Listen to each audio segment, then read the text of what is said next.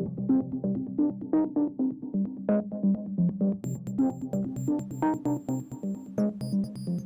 evening and welcome to Tracking the Tropics. This is your weekly in-depth look at the tropics. I'm Chief Meteorologist Wes Hohenstein coming to you tonight from Raleigh, North Carolina. This is week 24 of the hurricane season.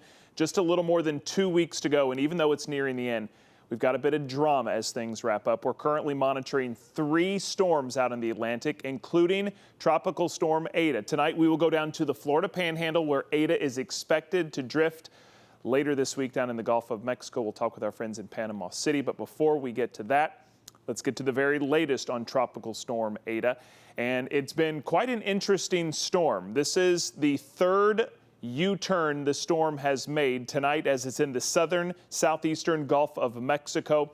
Winds are 60 miles per hour. They're gusting up to 70, and it's moving north at 7 miles per hour. Now, the center of the storm is just north of the western tip of Cuba. Most of the activity, thunderstorm activity and rain, is on the east side. So while that little part of the system looks impressive, remember, it's very lopsided. Unfortunately for our friends in the Florida Peninsula, most of that rain is going to move up the coast, and this will be a big rainmaker. In fact, rain already spreading into some parts of Florida, and the moisture from this system is spreading up the entire east coast. And as a cold front approaches, many of us on the east coast are expecting some pretty wet weather over the next couple of days, and a lot of the rain and cloud cover and humidity, all of that coming from what's thrown our way from Tropical Storm Eta. The Hurricane Hunter aircraft actually had 2 flights out there in the past couple of hours. One kind of sampling the air around the Gulf of Mexico where this storm is headed. The other actually inside the storm right now measuring some of the convective activity. So even though it's toward the end of the season, even though this is not expected to be a powerful hurricane, it's still going to have a big impact. And the Hurricane Hunters have been out still working hard tonight in Tropical Storm Eta. So a lot of the information they are collecting goes into the hands of the forecasters of the National Hurricane Center, and here is their latest forecast path. I think the big takeaway from the forecast path is how slow this storm is moving. Again, just north of the western tip of Cuba now, it is going to spend the next couple of days, Wednesday, all day Thursday, and all day Friday, slowly moving north toward the crevice there of Florida, and then possibly making landfall, maybe as a tropical storm, maybe as a depression as it continues to weaken sometime this weekend. So again, it's Tuesday. We're going to be talking about this storm for the next several days. Again, not expected to strengthen much more than it is now, but a strong, slow-moving tropical storm can still cause plenty of problems. And as I mentioned, it is now in the process of finishing up its third U-turn. Remember, we have been talking about this storm since it formed around Halloween. And now nearly 2 weeks later, after making landfall as a Cat 4, remember, in Nicaragua, it made first U-turn, came back over the Caribbean, hit Cuba, made another U-turn, ran into the Florida Keys, and now has made yet another U-turn coming up to the north. So we've had some interesting tracks over the years. Now we can add Tropical Storm Eta to that list of tracks. As for who is on the lookout, well, right now, similar to the election many years ago, Florida, Florida, Florida. As you can see, they have warnings and watches posted for parts of the state. Parts of the Florida Keys are currently under a tropical storm warning, and parts of the west coast of the peninsula of Florida under a tropical storm watch. This letting everyone know in those areas that tropical storm force conditions could be headed their way. So let's go to Florida now ourselves. I want to bring in our first guest tonight, WMBB's Ross Whitley down in Panama City, Florida. Ross, we've been talking about Eta for a while. I mentioned how it formed on Halloween, strengthened to the second most intense November hurricane on record. And then it weakened and strengthened again, and now it's in your neck of the woods. What are you guys worried about in Florida with Tropical Storm Eta? Yeah, here in the Panhandle, it looks like we're going to luck out, especially with the new track that the National Hurricane Center has put out. Our forecast hasn't changed much, even though this thing's been all over the map. And as you said, if this isn't 2020 as far as the hurricane season goes, I don't know what is, because This is just another pain that we've had down here in the Gulf of Mexico. And it is one of those prototypical storms where we say don't focus on the center, and definitely don't focus on the center of the cone, because the impacts are going to be on the east side of the system.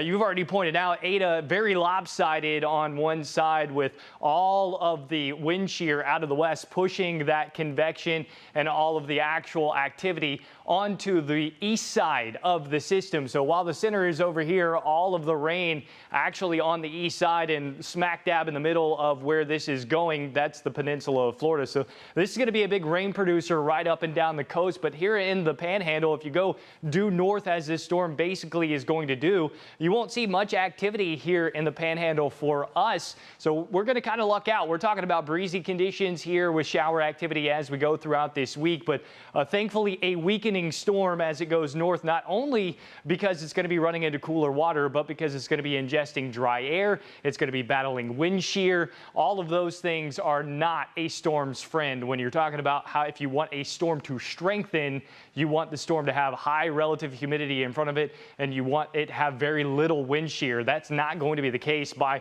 Saturday, this is a weak tropical storm. By Sunday, where it'll be basically over the top of us here in the Panhandle through the Big Bend area, it's going to be a tropical depression or remnant low by that point in time. And you might be asking why. Well, if you overlay the relative humidity here, that's what you're seeing in the colors. This orange representing dry air, the gray and black representing moist air. You can see where the storm is now, and that it's in an environment that is favorable for development. But as we move this forward, even though wind shear is impacting on it, you'll notice that the environment is going to become far less favorable. All that moisture pushed to the east side of the storm, and that dry air by the time we get into Thursday morning almost completely engulfed in the middle of the storm. So that is going to cut the processes that allow for a tropical system to maintain itself and even strengthen, basically just destroy it by Thursday and Friday. That moisture gets pushed off to the north.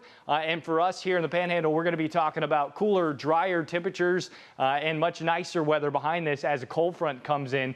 So that's the big deal for what we're watching here. Really a wave maker, breezy conditions, and rain. And talk about the rain, the FUTURECAST is showing a good example of that. All of the moisture on the east side of this system.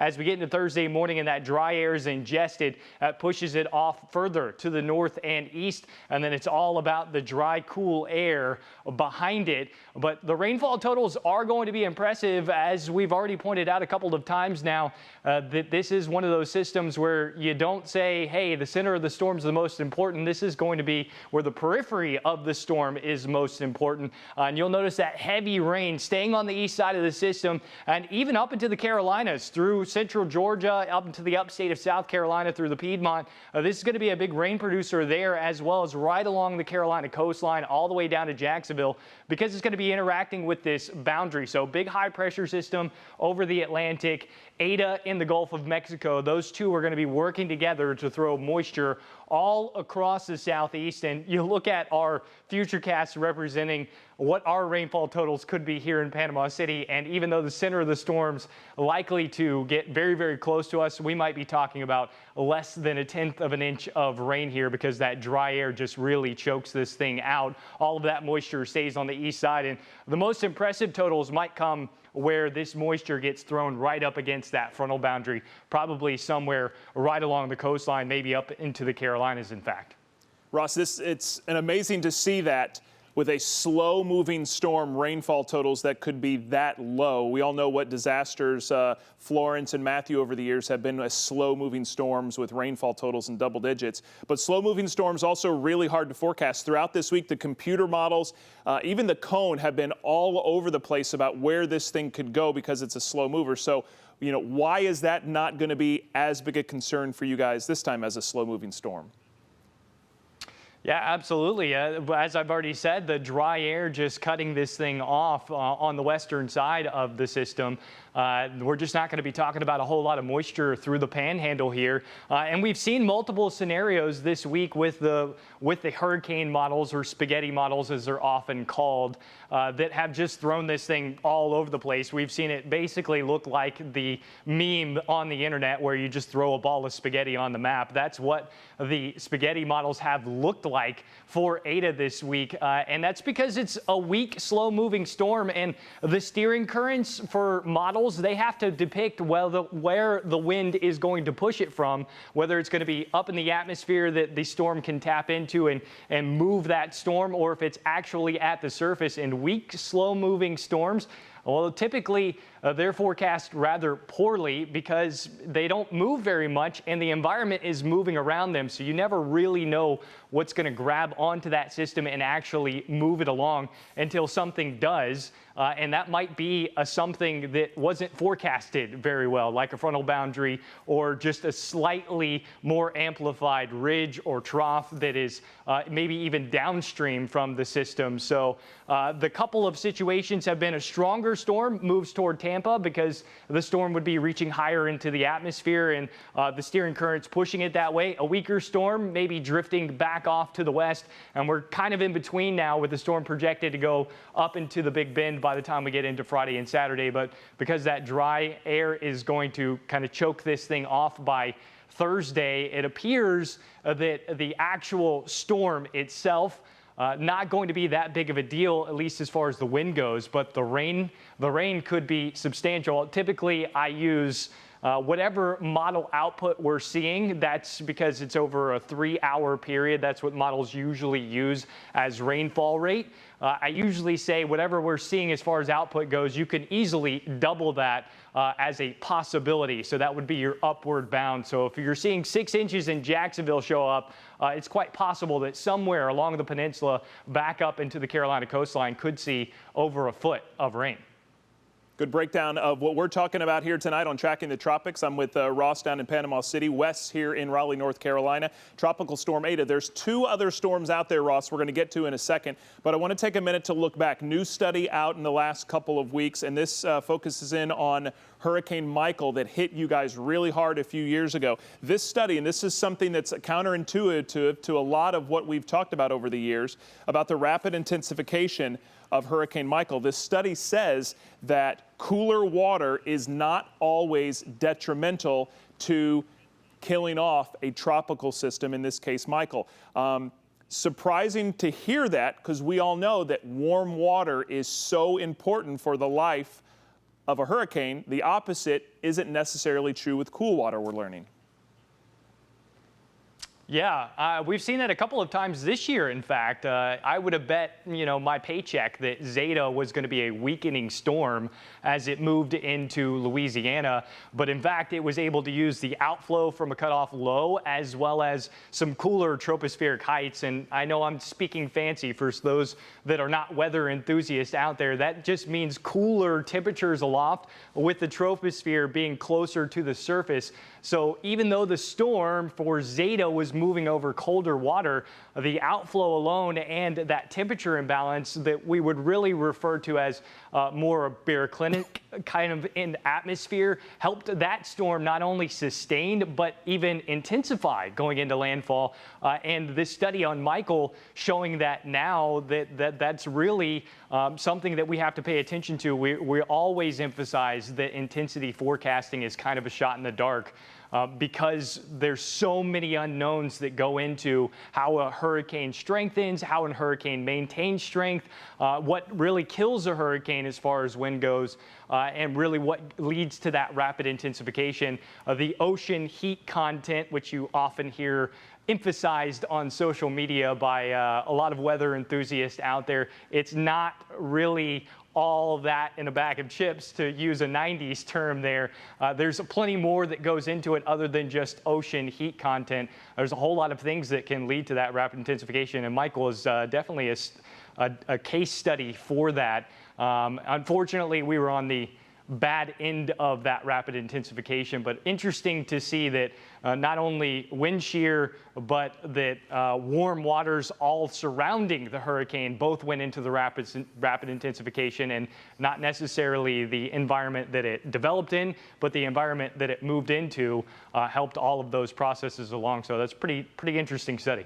Yeah, of course, we're talking about Hurricane Michael, one of the few Cat 5 hurricanes to ever hit the United States, one of the top 5 strongest ever back in 2018 with 160-mile-per-hour winds. You know, you make a good point, though, about intensity. You know, we've seen really good forecasts about where storms are headed, but how strong they're going to be when they get there is something that still needs a lot of work. One of the storms that, Ross, that we did forecast that you were working on earlier this year, Sally, that hit you guys very close. How has life been since Sally hit just a short time ago? Yeah, for us here in the Panhandle, it was really the outer bands, and Sally moved on an average of about 4 miles per hour off to our south. Pensacola got hit pretty hard. That's on the western end of the Panhandle here. And then most of our area, so all of our viewing area counties, saw at least 10 to 15 inches of rain, with the highest amount of rain coming a little over 30 inches. And that fell in about a period of 3 days. So what we saw was the feeder bands just dump tremendous amounts of rain. We also had 34 tornado warnings in less than 6 hours. So it was the tornadoes, and it was definitely the flooding. The flooding, thankfully, because we are in Florida, didn't last very long. It lasted about a week, but we had many creeks that set record high crest. We had rivers that got into a top 3 record high crest. And so that has kind of played into the psyche of everyone, because now people are paying attention not only to what happened with Hurricane Michael, the massive wind damage that we had around the area, but now they're starting to understand, hey, it's not always the wind that's the big deal with these systems. It can be the rain, and we saw flooding in many areas around here that have never flooded before. Thankfully, we recovered from that pretty quickly, and here in the Panhandle, doing much better. A little bit further off to our west, they're still got the blue tarps on the roofs that we're quite used to here in the Panhandle, and now even Louisiana getting quite used to that. So the Gulf Coast needs a break, and Wes, I don't know if you can deliver that for us, but we definitely need a break. I can't even deliver cool temperatures here in North Carolina. We were close to 80 today, which is very unusual for us. Hurricane Michael, Tropical Storm Ada, and Hurricane Sally. That's Ross Whitley down in Panama City breaking it all down for us tonight on Tracking the Tropics. Ross, good to see you. Thanks for your help tonight. No problem. Thanks for having me. All right, and as I said, that is not all that's cooking out in the tropics right now. Let's take a second here and review what else we're watching. This was the record breaker. It formed on Monday night, way out in the northeast Atlantic. This is subtropical storm Theta. It formed Monday night, and tonight, 70-mile-per-hour winds, gusts up to 85, moving east-northeast at 14. I think the important thing to note here, this is not going to have any impact on the United States. It's headed off toward, maybe the Portugal, Spain area. So obviously we're talking about that. We're not really worried about it, but the path will continue to hold it as some type of a tropical storm, tropical system over the next couple of days. And as we kind of take a step back and as we look through the history that we've lived through this year, subtropical storm Theta is the 29th named storm this year. Remember, several storms ago we went into the Greek alphabet, and at 29, this year has now become the most active hurricane season on record. The old record was back in 2005 when we had 28 named storms. We have talked about that a lot over the past month just because it's been so busy, but we are now officially in record territory, and there still could be more to come. Here's what I mean. The National Hurricane Center is keeping an eye on this disorganized area of clouds and thunderstorms in the eastern Caribbean. And over the next couple of days, they give it a 20% chance of developing. But over the next 5 days, so later this week, it's looking more likely there's an 80% chance of a tropical depression and maybe a tropical storm development. The immediate forecast would bring it more to the west, so this too would not impact the United States. But now it's time to learn yet another Greek letter. So we made it through the normal alphabet: Wilfred, which seems like so long ago. We have gone through Alpha, Beta, Gamma, Delta, Epsilon, Zeta, Eta, Theta. Next up on the list, after we check all of these off, would be Iota.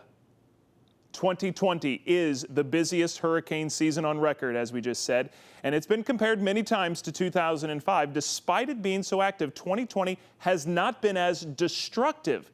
CBS 17 Storm Team meteorologist Brian Hutton Jr. compares the 2 years for us. With Theta, 29 named storms have formed since May, with the possibility of number 30 happening later this week. By year's end, 2020 will have surpassed 2005 in most major hurricane statistical records. Despite having almost double the U.S. landfalls this year compared to 2005, damage amounts and deaths are significantly lower this year. The Congressional Budget Office released a report in 2019 that estimated yearly economic loss from tropical systems around $54 billion. So far, 2020 is well under that at $33 billion, while 2005 cost over $171 billion in damage. The 426 deaths so far this year due to tropical systems are the most fatalities in a year since 2005, which had almost 4,000 total. Hurricanes Katrina and Stan both killed over 1,000 people each in the U.S. and Central America. The deadliest storm this year, Laura, killed 77 combined in Haiti and the U.S., which would rank as fifth deadliest storm in 2005. The increased death totals are partially due to much stronger storms in 2005. 5 Category 5 storms formed in 2005. 2020 has seen 4 Category 4 storms and none reach Category 5 status. Meteorologist Brian Hutton Jr., CBS 17 News. All right, good comparison there, Brian. Again, it's been a busier season when you just look at the number of named storms, but thankfully this year has not been as destructive. And you remember all the way back to the spring when we were talking about the outlook for the entire season. That's something we've discussed. We all knew it was going to be a busy season, but when we look back on the forecast from a few of major organizations who do that, NC State University here in Raleigh, Colorado State University, obviously in Colorado, and our government, NOAA, they all issued forecasts that we're going to have above average number of named storms, which the average is 12. And we were all teens and 20s. So we knew it was going to be a busy season. NC State said 18 to 22. Well, since NC State is right around the corner from us here in Raleigh, we sent meteorologist Melissa Lefevre to talk to Dr. Leon Shea, who heads the forecast unit there, to talk about how this season has been and what could still be coming down the road. The 2020 Atlantic hurricane season was forecast to be active, and unfortunately it has met, if not exceeded, those expectations. Dr. Leon Shea, a professor of marine earth and atmospheric sciences at NC State, predicted the uptick in tropical activity this year. He encourages us to not get caught up in this year's 28 named storms. You can count the number, but not every number are born equal. So that's the kind of issue we have right now. So we had a lot of short-lived and weaker storms. Shea believes that similar to 2005, we can expect more activity in the weeks and even months to come. On average, starting from November 1, there's usually about 1 storm for the rest of the year. So I would not be surprised if you see additional storms forming in the rest of the year. And his biggest takeaways from this record-setting season? I was really amazed at how much better the forecasters have been doing pre-season. People more care about impact and landfalls, and unfortunately, the technology at this point are not yet at a stage people can issue pre-season landfall forecast with confidence, and that's something we have to work harder for. For CBS 17 News, I'm meteorologist Melissa Lefevre. You know, the 2 storms that we have out there now, Eta and Theta, that is the latest we've ever had 2 named storms at the same time in the year since 1887. In the 1887 hurricane season, we had 19 named storms, but we had 2 storms at the same time the second week of December. So you think 2 storms at the same time in the middle of November is late in the year to have 2 storms? 1887 has one on us there. And, you know, Ross had mentioned when we talked to him down in the Florida Panhandle earlier how busy it's been in the Gulf of Mexico and how they are all ready for a break. There have been 9 named storms so far this year in the Gulf of Mexico, from Hannah and Beta, Delta, Laura, Zeta, Eta, Cristobal, Marco, Sally, and again, Eta is the one we're watching right now. And as far as landfalls, well, look at all the named storms that have made landfall. This is yet another record for the United States in 2020. There have been 12 U.S. landfalls so far, and that includes Eta, which made landfall earlier this year in the earlier this week, in the Florida Keys. Sally, we had talked to Ross about, that was the storm of record for Florida, unfortunately, this year. And, you know, before Eta hit South Florida, which when you think of them, they are hurricane central every hurricane season. They had not had a major impact as of yet.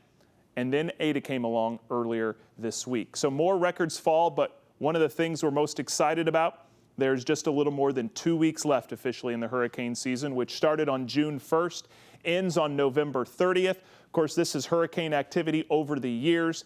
The peak activity in our season is the second week of September. And we are now on the far downside of this graph as we now approach November 10th and the second full week of November. But this activity is very similar to the amount of activity that we usually see in the middle of July. You have to remember that in November, as we look at activity per month throughout the hurricane season, November has about 5% of our total activity, which is very close to the 6% that we see in June. The bottom line, based on what we've lived through already this year and how we know 2020 is going in so many different ways, it's not yet time to close the door totally on more tropical activity. We will continue to keep an eye on everything going on in the tropics, and we want to thank you for spending part of your night with us on Tracking the Tropics. For everyone involved, from Ross and Melissa and Brian, everyone who made tonight's show happen, I'm Wes Hohenstein in Raleigh, North Carolina. Thanks for joining us, and have a good night.